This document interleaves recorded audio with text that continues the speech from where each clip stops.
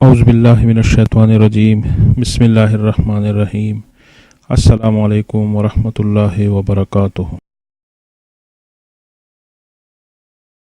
قرآن مجید کی آیات بعض لوگوں کے بارے میں نازل ہوئے ہیں۔ شان نزول، سبب نزول پہچاننے سے فہم القرآن میں آسانی پیدا ہوتی ہے۔ آیات کی نزول کا پتہ لگتا ہے۔ بعض اصحاب کو سبب نزول معلوم نہیں تھا، ان کے لیے مشکل بنے تھے اور معنی میں غلطی ہوئی تھی۔ آج بھی استدلال میں غلطی کی وجہ یہی اسباب نزول ہوتا ہے کہ کسی کو پتہ نہیں ہوتا کہ یہ آیات کس لیے نازل ہوا تھا۔ اسباب نزول کا پتہ نہ ہونے سے اکثر استدلال غلط ہوتا ہے۔ مروان بن حکم تابعی ہے، اس پر مشکل ہوا تھا۔ سورہ عمران کے آخر لا تحسبن الذین یفرحون، اس آیت کا فہم اس کے لیے مشکل ہوا تھا۔ ابن عباس رضی اللہ تعالیٰ عنہ سے پوچھا تو آپ رضی اللہ تعالیٰ عنہ نے فرمایا کہ یہ یہود کے بارے میں نازل ہوا تھا۔ بخاری میں یہ واقعہ ہے، یہود نے آپ صلی اللہ علیہ وآلہ وسلم سے کچھ باتوں کے بارے میں پوچھا۔ آپ صلی اللہ علیہ وسلم محتاج نہ تھے مگر حکمت تھی اس میں۔ اس آیت کا مصداق پہلے یہود تھے، بعد میں وہ لوگ ہیں جو غلط دین بیان کرے اور پھر لوگوں سے تعریف کی توقع رکھے۔ دو صحابہ کا یہ کہنا تھا کہ شراب مباح ہے، مومن کے لیے مباح ہے اور کافر کے لیے حرام، اور دلیل کے طور پر یہ آیت پیش کرتے۔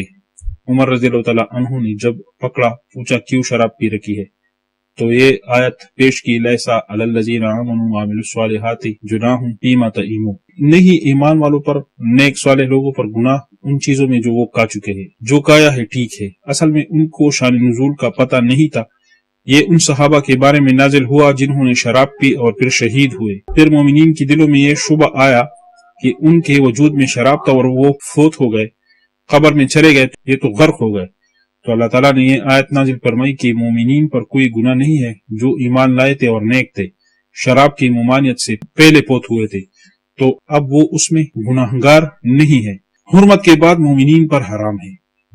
جب کہا جائے کہ یہ آیت ان چیزوں کے بارے میں نازل ہے تو وہی اس کا شان نزول ہوتا ہے۔ عمر رضی اللہ تعالیٰ عنہ ایک مرتبہ بہت فکر مند ہوئے، پھر کہا کہ مجھے یہ فکر ہے کہ ہمارا اللہ ایک ہے، ہمارا نبی صلی اللہ علیہ وآلہ وسلم ایک ہے، قبلہ ایک ہے، کتاب ایک ہے، اس کے باوجود امت اختلاف کیوں کرے گا؟ آپ صلی اللہ علیہ وسلم نے پیشن گوئیاں دی ہے، اختلاف۔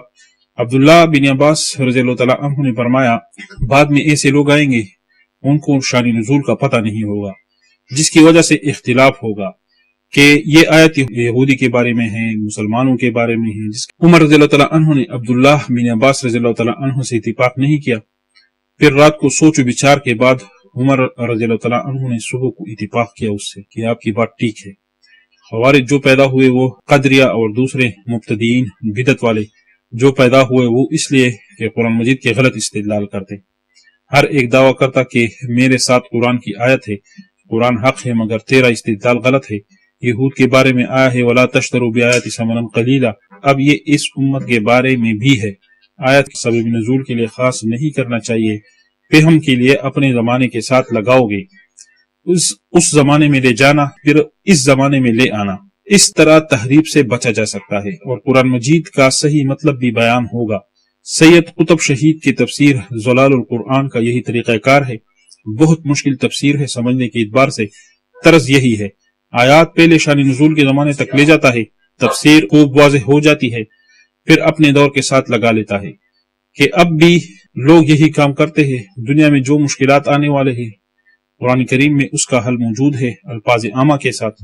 سبب نزول کے لیے کتب بھی لکھے گئے ہیں، مثلا سیوطی کی معرفت اسباب النزول، اس طرح تفاسیر بھی ہے اس کا کام کے لیے، مثلا تفسیر خازن، تفسیر معلمۃ التنزیل اور تفسیر در منصور شان نزول کے وجوہات بیان کرتے ہیں۔ آج کا سبق اصول القرآن میں شان نزول کے بارے میں تھا، تھوڑا مختصر تھا۔ اس دعا پر آج کے سبق کو ختم کرتے ہیں۔